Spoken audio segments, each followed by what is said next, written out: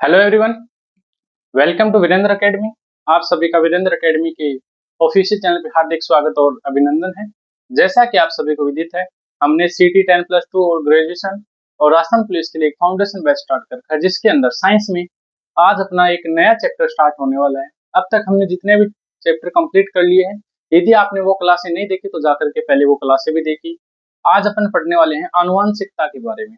तो आज अपन अपना चैप्टर स्टार्ट करने वाले हैं, तो पूरी क्लास को पूरा देखना, ठीक है। लास्ट तक क्लास में बने रहना, वीडियो को लाइक करना, चैनल को सब्सक्राइब करना। चलिए आज के इस चैप्टर को करते हैं शुरू। वीरेंद्र एकेडमी आपके साथ है, ठीक है। तो देखो, सबसे पहले कि 2-3 दिन हो गए हम पीपीटी से पढ़ा रहे हैं, तो पीपीटी में कुछ शिकायतें आ रही थी, इसलिए अब फिर से लिख के ही पढ़ाएंगे आपको। तो देखो, आज अपने चैप्टर का नाम क्या है? आनुवांशिकता। आज अपन आनुवांशिकता के बारे में पढ़ने वाले हैं, ठीक है। आनुवांशिकता क्या होती है, ठीक है। आनुवांशिकता क्या होती है? जिसके अंदर आनुवांशिकी का अध्ययन किया जाता है। मतलब कि एक पीढ़ी से दूसरी पीढ़ी में होने वाले लक्षणों, गुणों, उस पीढ़ी से इस पीढ़ी तक क्या क्या विकास हुआ, क्या क्या चीजें लुप्त हुई, इन सभी चीजों का जिसके अंदर अध्ययन किया जाता है, उसको बोला जाता है आनुवांशिकता, ठीक है। क्या बोला जाता है? आनुवांशिकता। अब देखो, अब बात करें अपन आनुवांशिकी। सबसे पहला अपना वर्ड क्या है? आनुवांशिकी।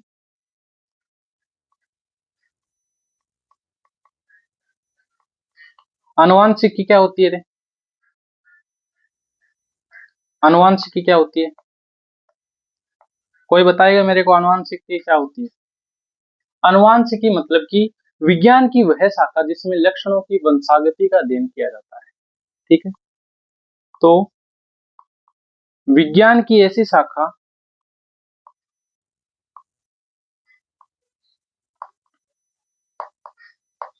विज्ञान की वह शाखा जिसमें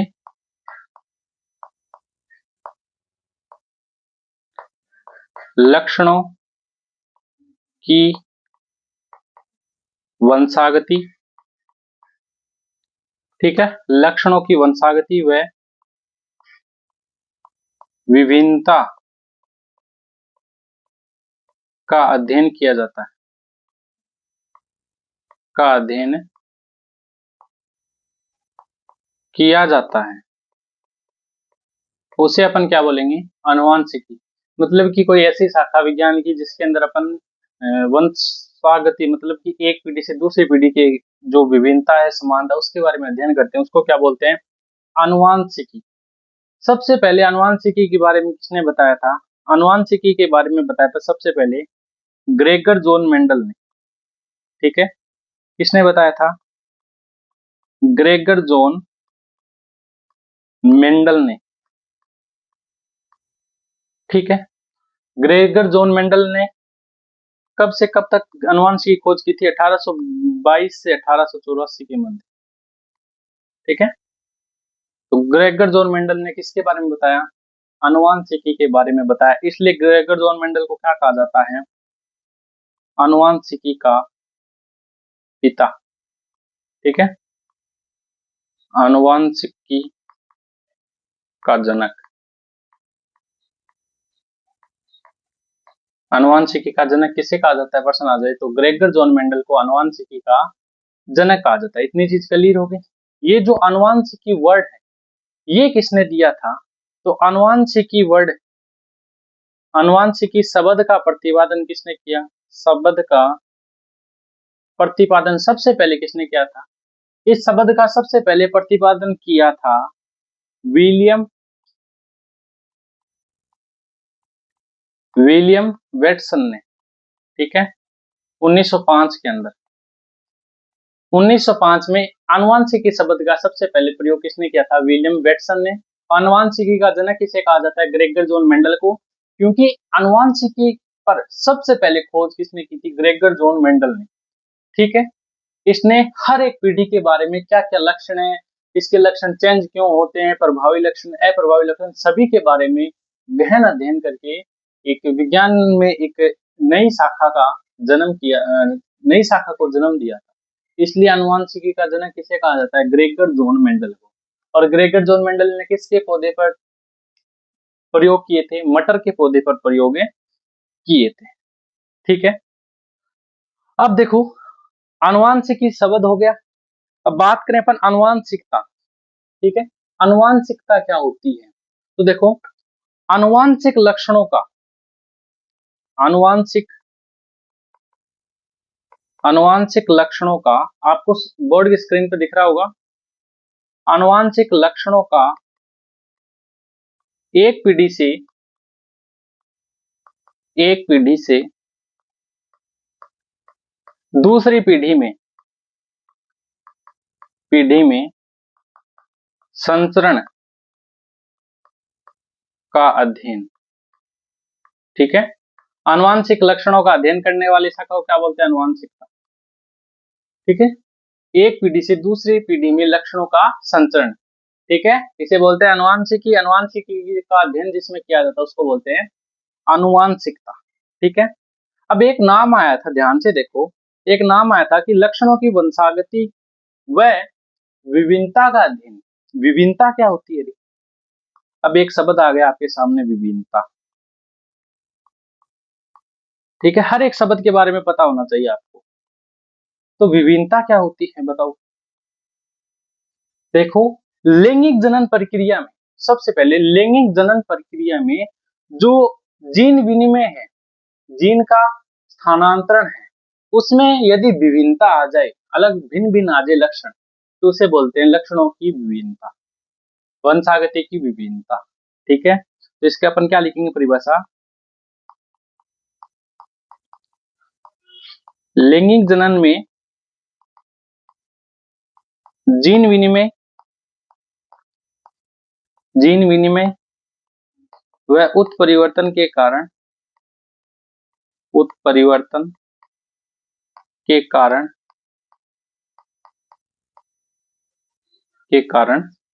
आनुवंशिक लक्षणों में होने वाला परिवर्तन। आनुवंशिक लक्षणों में होने वाला परिवर्तन कैसे रे? जैसे एक पीढ़ी के जीन, उनके जीन में क्या हो गया? कुछ ना कुछ परिवर्तन हो गया, जिससे उसकी जो दूसरी पीढ़ी है, एक पीढ़ी से दूसरी पीढ़ी में वो जाते हैं तो उसके जो लक्षण है वो थोड़े चेंज हो जाते हैं। ठीक है, तो उन जो लक्षणों में जो विभिन्नता है उसको क्या बोलते हैं? लक्षणों में जो परिवर्तन हुआ है उसको बोलेंगे अपन विभिन्नता। ठीक है, अब देखो विभिन्नता वैसे तो आप समझते हो शब्द से, है ना, लेकिन विज्ञान की भाषा में अपन इसको ऐसे डेफिनाइज कर सकते हैं। अब कुछ अपन इंपोर्टेंट शब्दावली देख लेते हैं, जिनका प्रयोग, जिन शब्दों का प्रयोग आगे आगे जो अपन चैप्टर को आगे बढ़ाने वाले हैं, इस चैप्टर के अंदर आगे अपन इन सभी वर्ड के बारे में पढ़ने वाले हैं। तो सबसे पहले अपन इन वर्ड को देख लेते हैं कि कौन कौन से वर्ड है। तो सबसे पहला वर्ड है जीन। सबसे पहला वर्ड क्या है? जीन। जीन क्या होते हैं? ठीक है, साथ साथ में नोट्स बना लेना यार। ठीक है, तो जीन क्या होते हैं, जीन के बारे में लिखेंगे अपन। तो जीन किसे कहते हैं? ऐसे कारक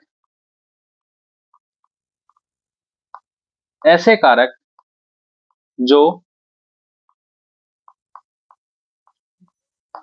आनुवांशिक लक्षणों को नियंत्रित करते हैं। ठीक है, नियंत्रित करते हैं, वे क्या होते हैं? जीन होते हैं। मतलब ऐसे कारक जो आनुवांशिक लक्षण उनको क्या करते हैं? नियंत्रित करते हैं, उनको अपन बोल देंगे जीन बोल देंगे। ठीक है, अब देखो सबसे पहले किसने बताया था? मेंडल ने। ठीक है, मेंडल ने क्या बताया? मेंडल ने इन कारकों के बारे में बताया। ठीक है, कि कुछ कारक ऐसे होते हैं जो आनुवांशिक लक्षणों को नियंत्रित करते हैं, ये बताया था ग्रेगर जॉन मेंडल ने। लेकिन इसका जीन नाम किसने दिया था? इन कारकों को मेंडल ने बताया। ठीक है, और जीन शब्द किसने दिया? जीन शब्द ये दिया था जॉनसन। ठीक है, जॉनसन ने इसका नाम दिया था जीन। इतनी चीज क्लियर हो गई, ठीक है, जीन के बारे में। आगे देखो, और उसके बाद अपना जो हरगोविंद खुराना है, इंडिया का साइंटिस्ट है, हरगोविंद खुराना। हरगोविंद खुराना ने क्या किया जीन में? हरगोविंद खुराना ने जीन का कृत्रिम संश्लेषण किया। ठीक है, हरगोविंद खुराना ने क्या किया? जीन का कृत्रिम संश्लेषण, जिसके लिए उसको क्या मिला? जिसके लिए उनको नोबेल पुरस्कार भी मिला। नोबेल पुरस्कार भी मिला। ठीक है, जो इंडिया के हरगोविंद खुराना थे, उन्होंने जीन का कृत्रिम रूप से, देखो जीन प्राकृतिक रूप से बनते हैं, लेकिन उन्होंने क्या किया? कृत्रिम रूप से जीन का संश्लेषण किया। ठीक है, जिसके कारण उनको क्या मिला? नोबेल पुरस्कार मिला। इतनी चीज क्लियर होगी। जीन क्या है? आनुवंशिकी की इकाई है। और जीन क्या होती है? आनुवंशिकी की इकाई। ठीक है, इतनी चीज क्लियर है। आनुवंशिकी इकाई किसे कहते हैं? जीन को। अब देखो, ये तो था पहला वर्ड जीन। जीन क्या होता है? ऐसे कारक जो आनुवंशिक लक्षणों को क्या करते हैं? नियंत्रित करते हैं। प्रश्न आ जाए कि आनुवंशिक लक्षणों को कौन नियंत्रित करता है, तो जीन नियंत्रित करता है। जीन के बारे में सबसे पहले किसने बताया? मेंडल ने। ठीक है, मेंडल ने इनको सिर्फ कारक ही बोला था, लेकिन जीन शब्द किसने दिया? जॉनसन ने। ठीक है, कृत्रिम रूप से जीन का संश्लेषण किसने किया था? हरगोविंद खुराना ने, जिसके लिए उनको क्या मिला? नोबेल पुरस्कार भी मिला। तो प्रश्न कैसे भी आपसे पूछे जा सकते हैं। इतनी चीज क्लियर होगी।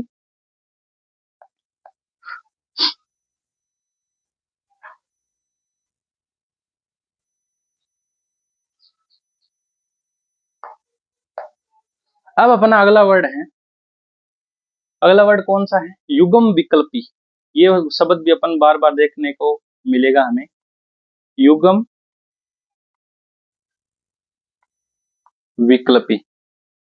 ठीक है, तो बताओ युग्म विकल्पी क्या होते हैं?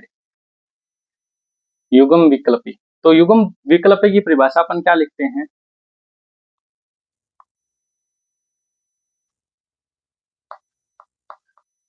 लक्षणों को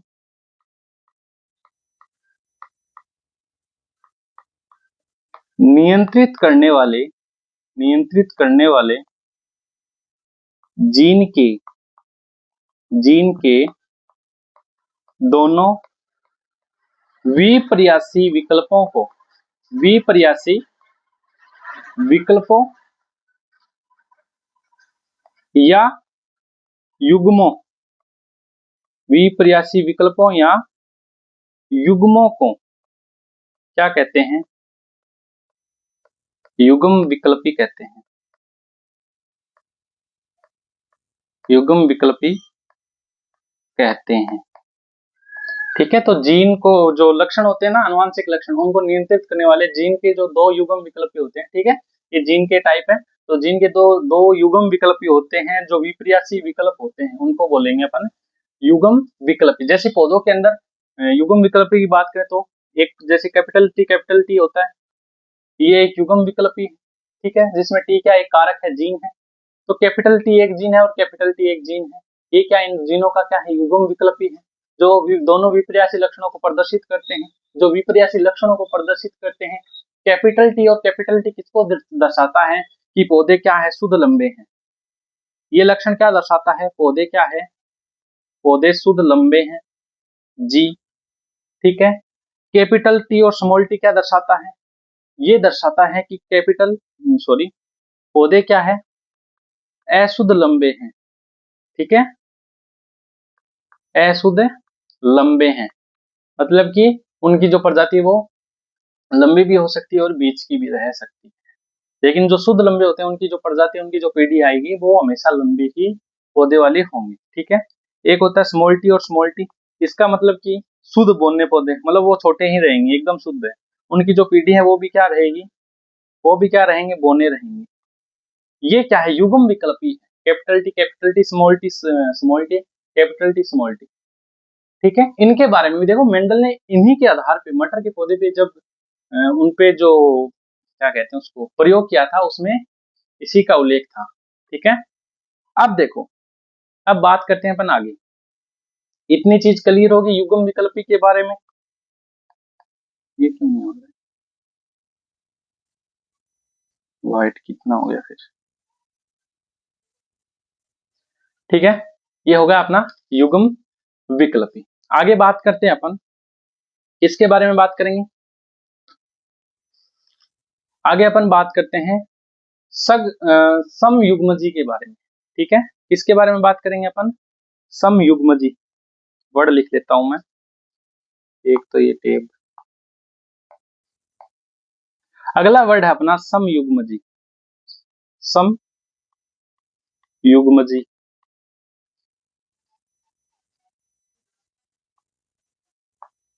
ठीक है, समयुग्मजी क्या होता है रे, समयुग्मजी क्या होता है।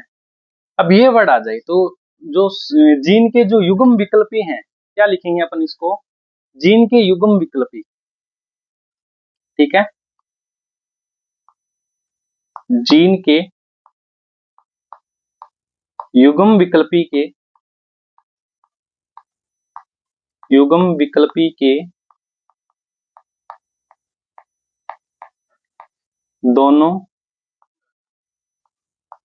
दोनों विपर्यासी विकल्पी एक समान हो, एक समान हो तो उसे क्या बोलेंगे अपन, समयुग्मजी बोलेंगे। ठीक है, उसे समयुग्मजी कहते हैं। तो इतनी चीज क्लियर होगी, समयुग्मजी किसे बोलेंगे, जिन के युग्म विकल्पी के दोनों विपर्यासी विकल्प वो एक समान हो। मतलब कैसे, जो अपन ने युग्म विकल्पी देखे थे कैपिटल टी और कैपिटल टी, अब देखो दोनों ही युग्म विकल्पी क्या है, एक समान है, तो ये क्या है आपस में समयुग्मजी है। जैसे स्मॉल टी ये दोनों क्या है, युग्म विकल्पी आपस में दोनों समान है, तो ये भी क्या है, एक समयुग्मजी है। युग्म मतलब जोड़ा। ठीक है, तो ये किसको डिनोट करता है, कैपिटल टी ये शुद्ध लंबे को डिनोट करेगा। ठीक है, शुद्ध लंबे को डिनोट करेगा। और स्मॉल टी किसको डिनोट करेगा, अशुद्ध सॉरी शुद्ध बोने को, शुद्ध बोने को। ठीक है, अगला अपना जो वर्ड है वो क्या है, अगला अपना वर्ड है विषम युग्मजी, विषम युग्मजी। ठीक है, विषम युग्मजी में क्या होगा रे, जिसके अंदर जो दो युग्म विकल्पी हैं वो दोनों क्या हो, असमान हो, तो उसे अपन विषम युग्मजी बोलेंगे। जैसे कि एक हो गया कैपिटल टी, एक हो गया स्मॉल टी। ठीक है, इससे आप पहचान जाओगे विषम युग्मजी क्या होते हैं, जिनमें दोनों ही युग्म विकल्पी क्या हो, अलग अलग हो, असमान हो, उसे अपन बोलेंगे विषम युग्मजी। उसे अपन क्या बोलेंगे, विषम युग्मजी। ठीक है, स्मॉल टी और कैपिटल टी और स्मॉल टी ये किसको दर्शाता है, अशुद्ध लंबे को, अशुद्ध लंबे को, क्योंकि इनकी प्रजाति में फिक्स नहीं कि वे लंबे ही हों। ठीक है, तो इतनी चीज क्लियर हो गई, इतनी चीज क्लियर हो गई। ओके, अब देखो अगला अपना वर्ड क्या है, अगला अपना वर्ड है संकरण। अगला अपना वर्ड क्या है, संकरण। संकरण क्या होता है, जैसे कि अ, अपने नर एवं मादा के अंदर जनन होता है, उसी प्रकार से पौधों के अंदर क्या होता है, संकरण होता है। क्या होता है, संकरण। ठीक है, क्या होता है, संकरण। तो लैंगिक जनन प्रक्रिया में इसको क्या बोलेंगे, इसकी परिभाषा, लैंगिक जनन प्रक्रिया में, जनन प्रक्रिया में निषेचन की प्रक्रिया को, ठीक है, निषेचन को क्या बोलते हैं, संकरण बोलते हैं। क्या बोलते हैं, संकरण बोलते हैं। ठीक है, संकरण भी दो टाइप का होता है, एक तो होता है आपका एकल संकरण, एक संकर संकरण, एक होता है द्विसंकर संकरण। ठीक है, अब देखो बात करते हैं एक संकर संकरण की और द्विसंकर संकरण की। ठीक है, अब देखो, एक संकर संकरण, ठीक है, और एक है आपका द्वि संकर संकरण। यदि हम इन दोनों की बात करें तो एक संकर संकरण क्या होता है, ठीक है, संकरण का ऐसा प्रकार जिसमें एक ही प्रकार के लक्षणों का अध्ययन किया जाता है, ठीक है, ठीक है, जिसमें एक ही प्रकार के, ऐसा संकरण जिसमें एक ही प्रकार के, एक ही प्रकार के लक्षणों का अध्ययन किया जाता है, अध्ययन किया जाता है, अध्ययन किया जाता है, उसको अपन क्या बोलते हैं, एक संकर संकरण, ठीक है। जैसे कि पादप की लंबाई का अध्ययन, इसका एग्जांपल जैसे पादप की लंबाई का अध्ययन, पादप की लंबाई का अध्ययन, कि पादप लंबा है या फिर बोना है, ठीक है, कि पादप क्या है, पादप लंबा है या फिर पादप क्या है, बोना है। राइटिंग आपको अच्छे समझ में आ रही होगी, ठीक है, राइटिंग आपको अच्छे समझ में आ रही होगी। थोड़ा टफ है ये, क्योंकि स्क्रीन पे लिखने की थोड़ी आदत कम है, लेकिन फिर भी धीरे धीरे सही हो जाएगा सब, ठीक है। डिजिटल बोर्ड के अभाव में हम ये हाथ पे हाथ धर के नहीं बैठेंगे कि डिजिटल बोर्ड नहीं, जितनी सुविधा हो सकती है अपन बनाएंगे, खुद बनाएंगे, ठीक है। आपसे क्लास ऐसे ही आएगा डिजिटल बोर्ड जैसी। तो एक संकर संकरण क्या होता है, जिसमें एक ही प्रकार के लक्षणों का अध्ययन किया जाता है, ठीक है। जैसे कि पादप की लंबाई का अध्ययन कर लिया, पादप लंबा या फिर बोना है, ठीक है। द्विसंकर संकरण में क्या होता है, द्विसंकर संकरण में होता है कि ऐसा संकरण जिसमें दो लक्षणों का अध्ययन किया जाता है, ठीक है, जिसमें दो लक्षणों का अध्ययन किया जाता है, अध्ययन किया जाता है, उसे बोलेंगे द्विसंकर संकरण।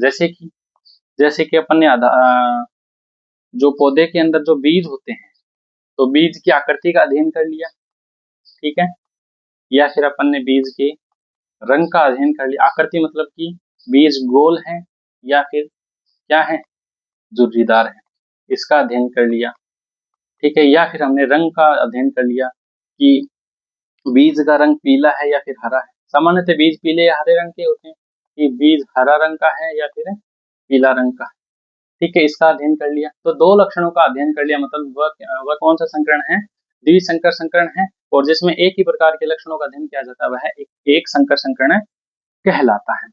इतनी चीज क्लियर हो गई, इतनी चीज क्लियर हो गई। अब देखो, आनुवांशिक लक्षणों के अंदर एक पीढ़ी से दूसरी पीढ़ी में दो प्रकार के लक्षण होते हैं, एक तो जाते हैं प्रभावी लक्षण जाते हैं, मतलब उनका प्रभाव अवश्य पड़ता है, एक होते हैं अप्रभावी लक्षण, ठीक है। तो प्रभावी लक्षण और अप्रभावी लक्षण अपन देखने वाले हैं। एक संकर संकरण अच्छे समझ गए, ओके।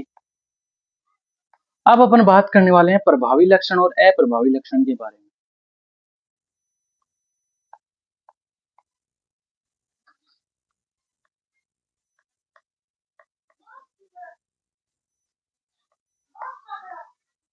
प्रभावी लक्षण,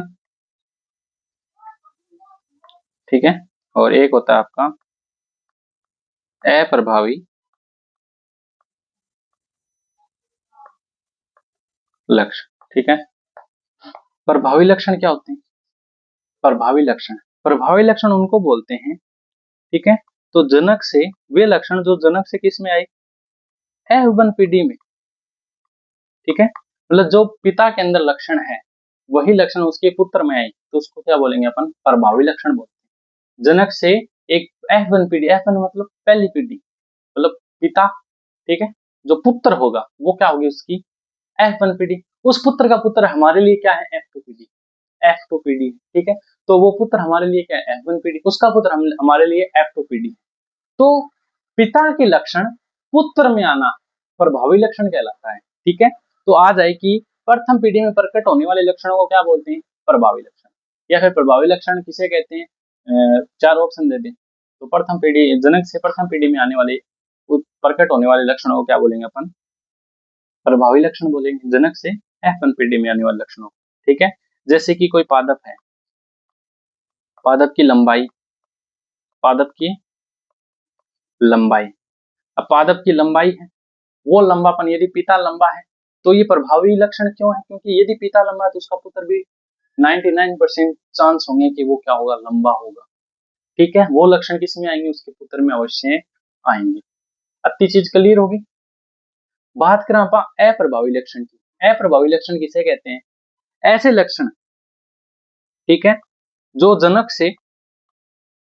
से F1PD में उत्पन्न नहीं होते, उत्पन्न नहीं हो, ठीक है। ऐसे लक्षण जो जनक से F1PD में उत्पन्न नहीं हो उनको बोलेंगे अपन अप्रभावी लक्षण। जैसे कि बोलनापन, ठीक है, कि जरूरी नहीं कि पिता बोलना है तो उसका बेटा भी क्या हो, बोलना हो, लेकिन ये जरूरी है कि उसका पिता लंबा है तो बेटा भी क्या होगा, लंबा होगा। तो दो प्रकार के लक्षण हुए, एक प्रभावी लक्षण है लंबाई के आधार पे, एक अप्रभावी लक्षण। यदि पिता लंबा है तो प्रभावी लक्षण के आधार पे उसका बेटा भी लंबा होगा। यदि पिता बोलना है तो अप्रभावी लक्षण के आधार पे जरूरी नहीं कि वो बोलना हो, वो लंबा भी हो सकता है, ठीक है। तो प्रभावी लक्षण और अप्रभावी लक्षण समझ गए। ऐसे लक्षण जो जनक से F1PD में आते हैं वे प्रभावी लक्षण कहलाते हैं, तथा ऐसे लक्षण जो जनक से F1PD में नहीं जाते उनको अप्रभावी लक्षण बोलते हैं, ठीक है। अब फिर चीज क्लियर होगी सारा टाबरानो, ओके। वो डब्लू डब्लू, चल तो एक सेकंड में क्लास देख लो। जी जी जी,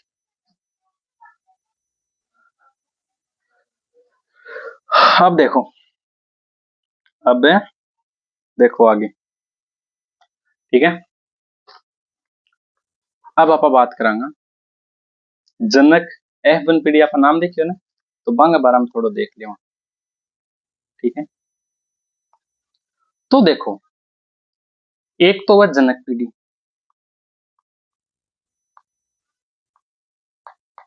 ठीक है, जनक पीढ़ी का बेटा क्या होगा, F1PD, F1PD का बेटा F2PD में होगा,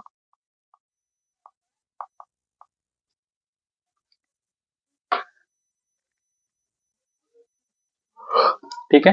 तो जनक पीढ़ी किसे कहते हैं, ऐसे पीढ़ी जिससे अनुवांशिक लक्षणों का स्थानांतरण होना शुरू होता है, ठीक है। जैसे मेरे जो अनुवांशिक लक्षण वो मेरे पुत्र में होंगे तो मैं क्या हूं, जनक पीढ़ी, ठीक है।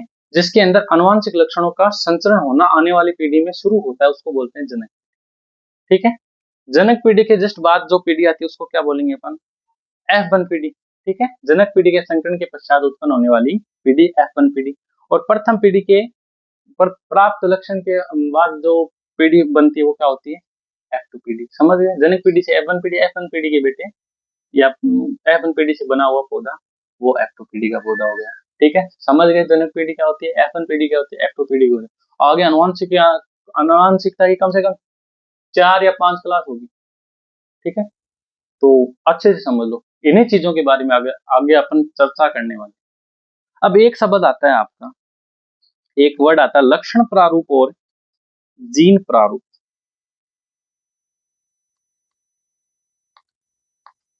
लक्षण प्रारूप, लक्षण प्रारूप किसे कहते हैं, ठीक है। लक्षण किसी प्रारूप किसे कहेंगे अपन, कोई भी जीव है उसके बाहरी लक्षणों को क्या बोलेंगे अपन, लक्षण प्रारूप, ठीक है। बाहरी लक्षणों, बाहरी लक्षणों को क्या बोलेंगे अपन, लक्षण प्रारूप, ठीक है। जैसे कि बाहरी लक्षण हो गए, जैसे पादप का बोनापन, पादप का लंबापन, ठीक है। तो उसका एक अनुपात होता है जो एग्जाम में पूछा जाता है कि एक संकर संकरण में, एक संकरण में, संकरण में F2PD, F2PD का लक्षण प्रारूप, लक्षण प्रारूप अनुपात कितना होता है? एक संकर संकरण में होता है 3:1। ठीक है। द्विसंकर संकरण में, द्विसंकर संकरण में F2PD में क्या होगा? F2PD का लक्षण प्रारूप अनुपात कितना होगा? होगा 9:3:3:1। ये सीधे की सीधा प्रश्न आता है। एक संकर संकरण में F2PD का लक्षण प्रारूप अनुपात निम्न में से कितना होता है? 3:1। द्विसंकर संकरण में F2PD में लक्षण प्रारूप अनुपात कितना होता है? 9:3:3:1। ये चीज याद कर लो, इतनी चीज क्लियर हो जाएगी सभी को। ओके। उसके बाद एक आता है जीन प्रारूप। ठीक है।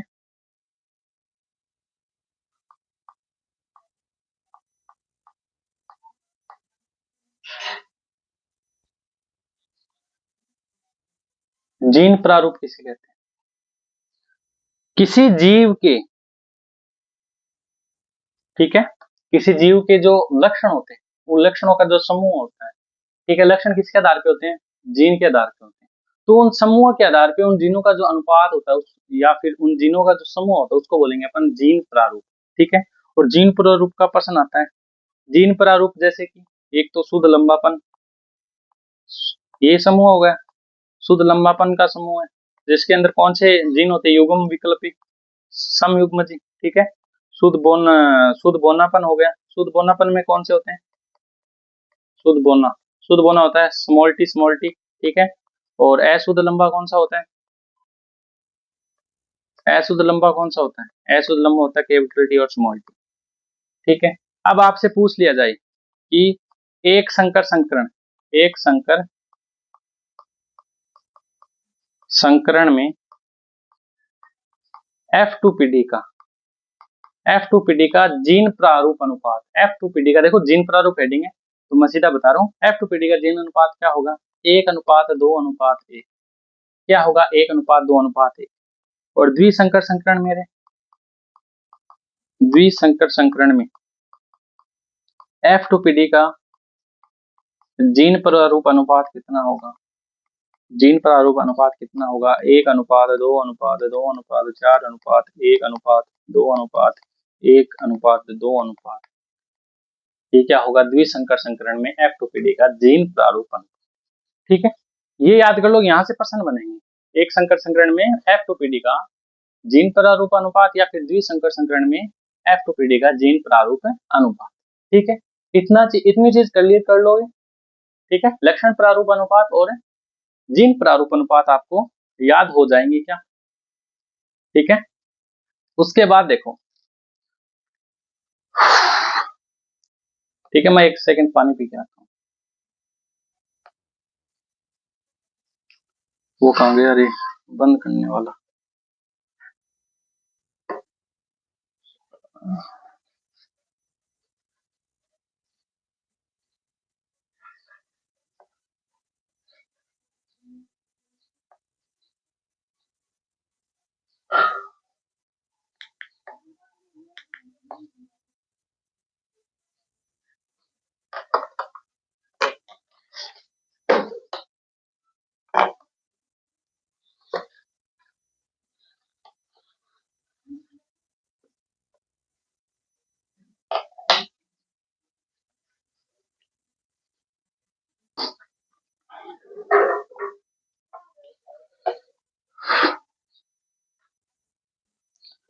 अब देखो, अब अपन बात करेंगे आनुवांशिकी के बारे में।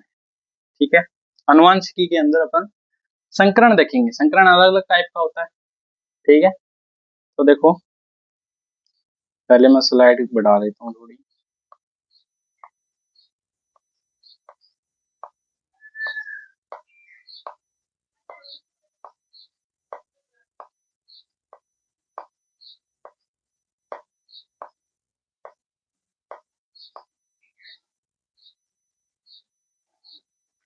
अब देखो,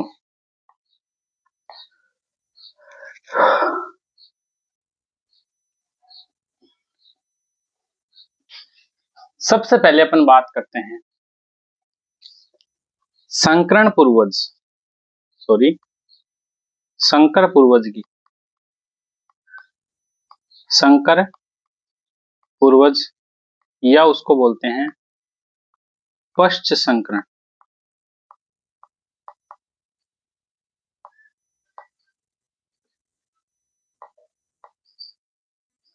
ठीक है। जब जनक पीढ़ी के लक्षण F1 पीढ़ी के लक्षण में आते हैं, ठीक है, जब जनक पीढ़ी के लक्षण क्या हो, F1 पीढ़ी में हो, ठीक है, तो उनमें जो उनका जो संकरण था वह संकरण क्या कहलाएगा, वह संकरण पश्च संकरण कहलाएगा। एक होता है आपका परीक्षण संकरण, परीक्षण संकरण। परीक्षण संकरण क्या होता है, परीक्षण संकरण होता है F1 पीढ़ी के लक्षणों का, F1 पीढ़ी के लक्षणों का, ठीक है, आंगो संकरण आपा करवा दें अप्रभावी लक्षणों के साथ, अप्रभावी लक्षणों से, ठीक है। तो ऐसे संकरण को क्या बोलेंगे अपन, परीक्षण संकरण बोलेंगे, ठीक है। और एक होता है आपका व्युत्क्रम संकरण,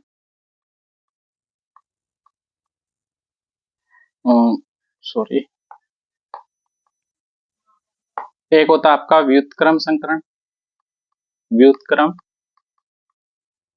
संकरण, जिसके अंदर जैसे कि बात करें प्रथम संकरण और द्वितीय संकरण की, यदि नर का संकरण मादा के साथ करवाएं, नर के लक्षण क्या हो, प्रभावी हो, या मादा के और मादा के लक्षण क्या हो, अप्रभावी हो, तो ऐसे लक्षण, ऐसे संकरण को क्या क्या बोलेंगे, व्युत्क्रम संकरण, ठीक है। या फिर नर और मादा के अंदर नर का अप्रभावी लक्षण है, ठीक है, नर में अप्रभावी लक्षण और मादा में प्रभावी लक्षण हो, तो ऐसे संकरण को क्या बोलेंगे अपन, व्युत्क्रम संकरण बोलेंगे।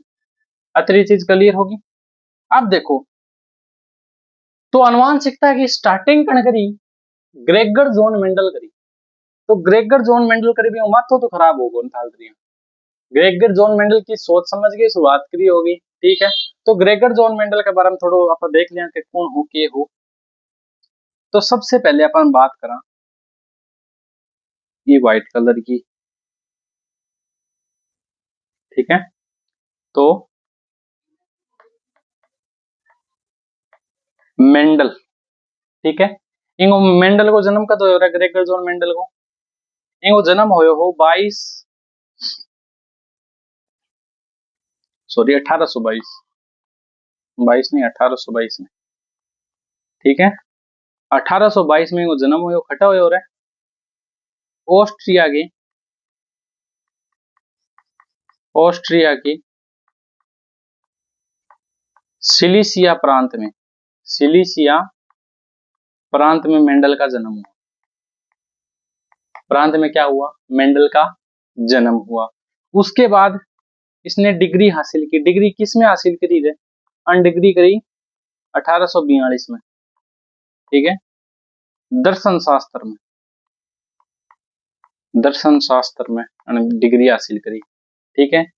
फिर अन के करो 1843 के अंदर डिग्री करता है, 1843 में पादरी को कार्य करियो, ठीक है, किसका कार्य करें, पादरी का कार्य करें, कट करियो ब्रून नामक शहर में, ब्रून नामक शहर में के करियो पादरी बन के कार्य करियो 1843 में, 1842 में डिग्री हासिल करी दर्शन शास्त्र में, ठीक है। बिंग बाद में वो 1856 लेके 1856 लेके 1863 तक, ठीक है, लगभग 7 वर्ष तक ये करियो मटर के पौधा पर प्रयोग करया, मटर के पादप पर अध्ययन करा, पादप पर अध्ययन किया,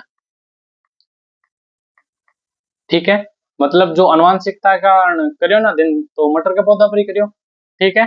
तो मटर मटर का पौधा पर लगभग 7 साल के करियो प्रयोग करियो। बिंग बाद में के करियो 1865 में, 1865 में एक सोसाइटी, मतलब एक जैसे समूह होता ना, उस वो था Brunn society, Brunn society of natural natural history.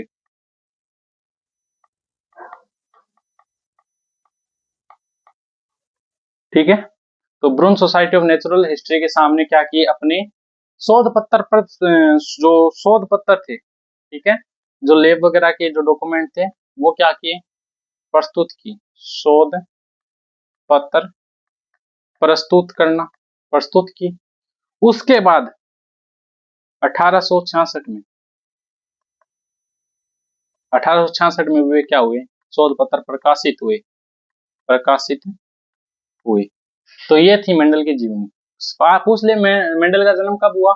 Mendel का जन्म हुआ था 1822 में ऑस्ट्रिया के सिलसिया प्रांत में। उसने डिग्री किस में हासिल की थी, 1842 में दर्शन शास्त्र में। ठीक है, उसने 7 वर्ष तक यानी कि 1856 से लेकर के 1863 तक लगभग 7 साल तक मटर के पादप पर अध्ययन किया और डॉक्यूमेंट बनाई, जो ब्रून सोसाइटी ऑफ नेचुरल हिस्ट्री की लैब में सुरक्षित उनको जमा करवाया। ठीक है, जमा करवाने के बाद 1866 में उनके जो शोध पत्र थे वो प्रकाशित हुए, लोगों को पता चला कि इसने ये खोज की है। ठीक है, आखिरी चीज क्लियर है मेंडल के बारे में। बिंग बाद में देखो, मेंडल ने क्या करो, जो नियम बनाया, मेंडल ने मटर के पादप पर अध्ययन करके जो नियम बनाया, बना पा के बोलेंगे मेंडलवाद। एक शब्द मेंडलवाद। ठीक है, तो मेंडलवाद किसे बोलेंगे,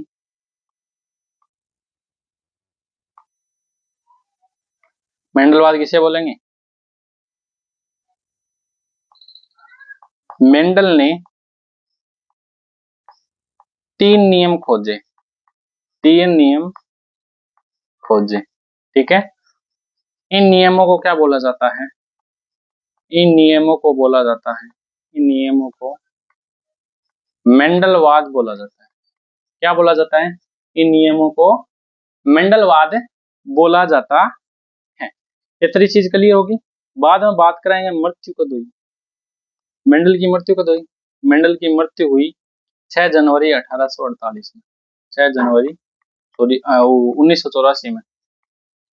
तो कितने साल जी क्यों रहा हो, 1822 में जन्मी हो, 84 साल है, 1822 है तो बोलो जी लियो यार, है ना। 1984 में मरियो, तो कम से कम देख लेते।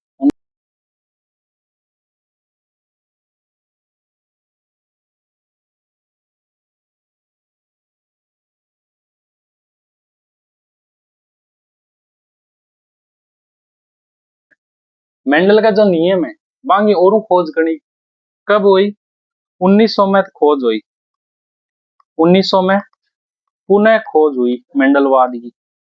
पुनः खोज किसकी हुई, मेंडलवाद, यानी कि मेंडल का जो 3 नियम है ना, बाकी खोज हुई। ठीक है, क्योंकि पहले तो शुरुआत में मेंडल ने मानी को नहीं बिंग बात, प्रकाशित होने के बाद में कुछ वैज्ञानिक जो बिंग झुट्टो मानता, तो बिंग बाद में लगभग जको मेंडल 7 वर्ष लगाया जका नियम निकालना में, वह नियम बनाना 34 साल लागी वैज्ञानिक, 34 साल बाद में वह जगह मेंडल 7 साल में करे उन्हें काम, वो बान 34 साल लागी। मेंडल वो एक लोग वह पूरी टीम बना के 34 साल लगा दिया मेंडल का जो नियम, हाँ बन वापिस मनाता। ठीक है, लेकिन वह भी फिर मेंडल का नियम सिद्ध होया, क्योंकि जो मेंडल 34 साल पहले बता के गयो बात चीजें सेम निकली। ठीक है, यहाँ पे शायद 1884 हो सकता है यार, 1984 इतनी साल थोड़ी जी गई हो, है ना। ये थे कल को कर लियो ना, मैं इन कट कर दूं, मृत्यु को दो, मेंडल की मृत्यु को दिया थे कंफर्म कर लियो। ठीक है, 1900 में क्यों, सन 1900 में तो मेंडल के पुनः नियमों की खोज होगी थी, मेंडलवाद की खोज होगी। ठीक है, कण कण करी रहे, ए भी थाने याद रखना है। सबसे पहले एक वैज्ञानिक को हॉलैंड को, ठीक है, एक वैज्ञानिक को जर्मनी को, ठीक है, और एक वैज्ञानिक को ऑस्ट्रिया को, देश को। ठीक है, यह 3 जगह का वैज्ञानिक था। हॉलैंड को कौन हो, हॉलैंड को तो हो हयूयो डी ब्रिज। ठीक है, जर्मनी को कौन हो, कॉल्ड कॉरेंस। ठीक है, और ऑस्ट्रिया का कौन हो, इरिक वोन शेरमैक। ठीक है, ये 3 वैज्ञानिक। तीनों के बताया, मेंडलवाद का नियम बताया जो 34 साल पहले मेंडल बता चुके है नहीं। तो 1900 में वापिस आया। अब मेन प्रश्न अटैक के बने कि जो मेंडल हो बण मटर के पादप को ही चयन क्यों करे, बण मटर के पादप को चयन क्यों करे बताओ, मेंडल मटर के पादप का चयन क्यों किया? प्रश्न यही है, मटर का पादप ही क्यों, ठीक है, क्यों करया, ऐसी के विशेषता ही। पहली विशेषता तो की जो मटर के हो साकी पौधो हो, साकी पौधा जिनसे अपन साग सब्जी बना सका, साग के पौधा, ठीक है, जो 1 वर्ष के अंदर बहुत तेजियों बढ़े, ठीक है, 1 वर्ष में बड़ी सारी पैदावार देवे बिना पाके बोलांगा साग के पौधों। तो एक तो कारण यो हो। दूसरा कारण क्या हो, ठीक है, जो मटर है वो प्राकृतिक स्व परागण भी कर सको, प्राकृतिक स्व परागण कर सकता था। स्व परागण मतलब कि प्राकृतिक रूप से अपने आप जनन क्रिया कर सकता था, ठीक है, स्व परागण बिना किसी की सहायता से, ये कार्य था। क्यों? क्योंकि मटर के पादप पर जो मटर लगती तो पहले पुष्प खिलते हैं, वो पुष्प क्या होते हैं, द्विलिंगी पुष्प होते हैं, ठीक है, द्विलिंगी पुष्प होते हैं। द्विलिंगी पुष्प मतलब जिनके अंदर क्या हो, पुंकेसर और स्त्री केसर दोनों एक ही स्थान पे स्थित हो। पुंकेसर और स्त्री केसर, पुंकेसर तो होता है नर जननांग और स्त्री केसर क्या होता है, मादा जननांग। और जब नर जननांग और मादा जननांग मिलते हैं तो क्या होता है, संकरण होता है, परागण होता है। तो ये प्राकृतिक स्व परागण कर सकता था ठीक है। और ये क्या था, द्विलिंगी, इसके पुष्प क्या थे, द्विलिंगी ये पादप था, ठीक है। और विपुषण द्वारा ये परपरागण भी कर सकता था, विपुषण द्वारा, विपुषण द्वारा मतलब कि ये जो कृत्रिम परागण है, कृत्रिम परागण भी अपन इसके अंदर कर सकते थे प्रयोगों द्वारा, ठीक है। और मटर के पादप में क्या था, मटर के पादप में 34 जोड़ी, मटर के पादप में 34 जोड़ी विपर्यासी लक्षण पाए गए। जो कथन वाले प्रश्न आते हैं ना साइंस के अंदर, कथनों में कथन वाले प्रश्न आते हैं, कौन सा कथन चाहिए, उनके अंदर ऐसी चीजें आ सकती है, तो थ्योरी को एकदम अच्छे से रट लो। 34 जोड़ी विपर्यासी लक्षण पाए जाते हैं मटर के अंदर, ठीक है, लक्षण पाए जाते हैं। अतरी चीज क्लियर होगी। बिंग बाद में आप बात करा किंकी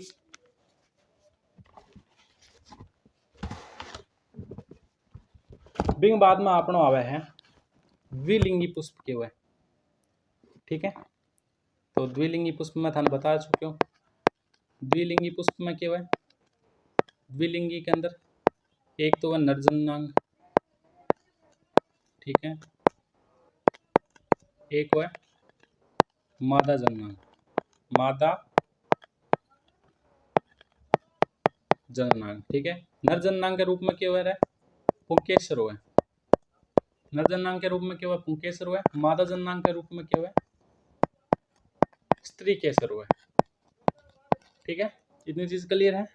पुंकेसर में क्या चीज हो रहा है, एक तो इसके अंदर होता है परागकोश, परागकोश मतलब जिसके अंदर परागकणों का निर्माण होता है। जैसे नरजनांग के अंदर वृषण होता है ना, वृषण में किसका निर्माण होता है, शुक्राणुओं का निर्माण होता है। उसी प्रकार से इसमें परागकोश होता है जिसमें परागकणों का निर्माण होता है। परागकणों के द्वारा क्या होते हैं, उनके मध्य जनन होता है। जो परागकण होते हैं वो स्त्री केसर के वर्तिकाग्र पर जाकर के अपना निषेचन की प्रक्रिया आरंभ करते हैं, ठीक है। स्त्री केसर में क्या होती है, एक तो होती है वर्तिका, ठीक है, एक वर्तिकाग्र जिस पर परागकण जिसके साथ क्रिया करते हैं, वर्तिकाग्र, और एक होता है अंडाशय जिसके अंदर बीजों का निर्माण होता है, ठीक है, नए फूलों का निर्माण होता है। ये हो गया अंडाशय। अब देखो मेन बात, जब पुंकेसर का परागकण अपने आप वर्तिकाग्र पर जाए, ठीक है, एक ही पौधा का, जब द्विलिंगी पुष्प है, एक ही पौधा जिंग अंदर पुंकेसर भी और स्त्री केसर है, पुंकेसर को परागकण खड़ गयो, वर्तिकाग्र पर गयो, तो बिन तो आपा क्या बोलेंगे, स्व परागण, ठीक है। अब देखो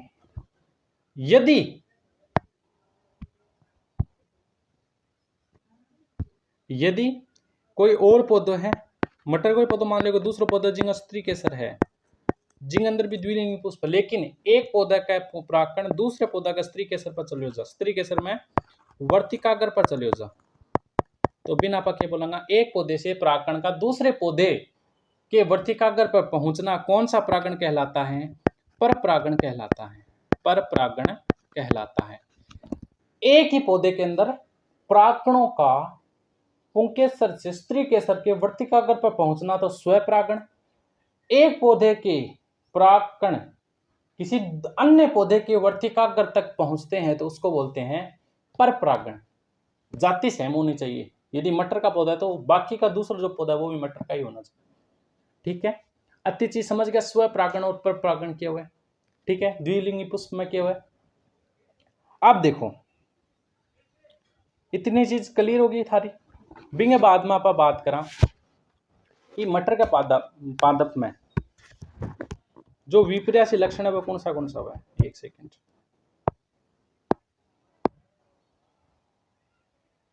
चलो आगे बात करें। ठीक है, तो सबसे पहले बात है कि मेंडल के नियम की सफलता को कारण क्या हो कि मेंडल का नियम, क्योंकि खोज तो बहुत सारे वैज्ञानिक करा, मेंडल के का नियम ही सक्सेस क्यों हुआ? ठीक है, मेंडल के नियमों की सफलता के कारण, मेंडल के नियमों के सफलता का कारण। ठीक है, सबसे पहली बात, मेंडल सही टाइम पर क्या करियो। देखो मैं बोल के बता दूं, सही टाइम पर मेंडल क्या करियो? मटर का पौधा को चयन करियो। क्यों करियो? क्योंकि मटर में क्या हुआ है? 34 विपर्यासी लक्षण हुआ है।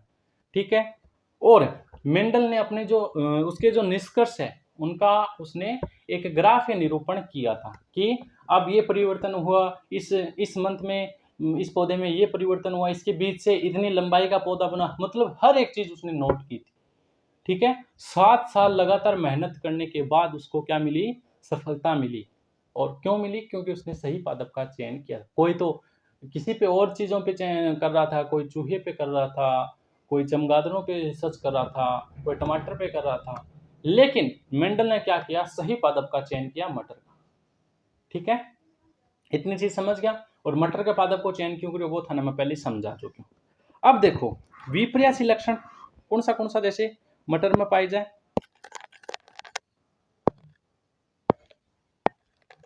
बाकी बात कर लें आप। विपर्यासी लक्षण कौन सा है?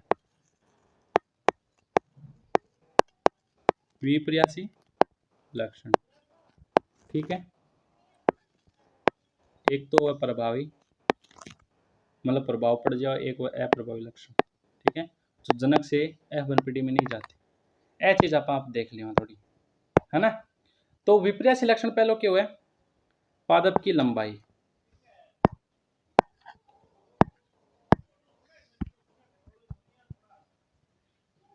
ठीक है, पहला लक्षण क्या है? पादप की लंबाई। बताओ, पादप की लंबाई में यदि प्रभावी लक्षण होता तो क्या होता? लंबापन आता, और अप्रभावी लक्षण में बोनापन। अतरी चीज क्लियर होगी। पुष्प की स्थिति क्या होती? वो भी पुष्प की स्थिति, तो इसमें प्रभावी लक्षण के तहत ये कक्षीय होता। ठीक है, अप्रभावी लक्षण के तहत ये अग्रस्त होता। ठीक है, विपर्यासी लक्षण में पुष्प का रंग में क्या होता? पुष्प का रंग। ठीक है, प्रभावी लक्षण के तहत तो ये बैंगनी होता। ठीक है, और अप्रभावी लक्षण के तहत ये सफेद होता। और फली का आकार, विपर्यासी लक्षण है फली का आकार, तो प्रभावी लक्षण के तहत फूली हुई होती। ठीक है, और चपटी, अप्रभावी लक्षण के तहत ये क्या होती? चपटी। ठीक है, फली का रंग, ये भी विपर्यासी लक्षण है। फली का रंग, तो फली का रंग हरा। ठीक है, अप्रभावी लक्षण के तहत पीला। उसके बाद बात करें अपन बीज का आकार, बीज का आकार, तो बीज का आकार के तहत प्रभावी लक्षण क्या बोले? गोलाकार, और अप्रभावी लक्षण क्या बोले? झुर्रीदार। ठीक है, जुरीदार। बीज को रंग क्या बोले? बीज का रंग। बीज का रंग प्रभावी लक्षण के तहत किसी होगा पीला और अप्रभावी लक्षण के तहत क्या होगा हरा। ये सभी क्या है? विपर्यासी लक्षण, जिनके अंदर कौन से प्रभावी होते हैं, कौन से अप्रभावी होते हैं। इन सभी का अध्ययन किसने किया था? इन सभी लक्षणों का अध्ययन मेंडल ने मटर के पौधे के ऊपर किया था। ठीक है, आगे की चीजें अपन पढ़ने वाले हैं कल। मिलते हैं नेक्स्ट वीडियो में। धन्यवाद। आज की हर एक चीज आपको समझ में आई हो। अगर आपको ऐसे ही क्लास चाहिए, इसी फॉर्मेट के अंदर, ऐसे ही डिजिटली, ठीक है, इससे अच्छा ये है, क्योंकि बायोलॉजी के टॉपिक है, इनमें डायग्राम भी आपको आगे आने वाले चैप्टर में अपन समझाएंगे, तो डायग्राम आपको अच्छे से समझा सकें, इसके लिए ये तरीका अपनाया है। तो मिलते हैं नेक्स्ट वीडियो में। धन्यवाद। जय श्री राम, जय राजस्थान।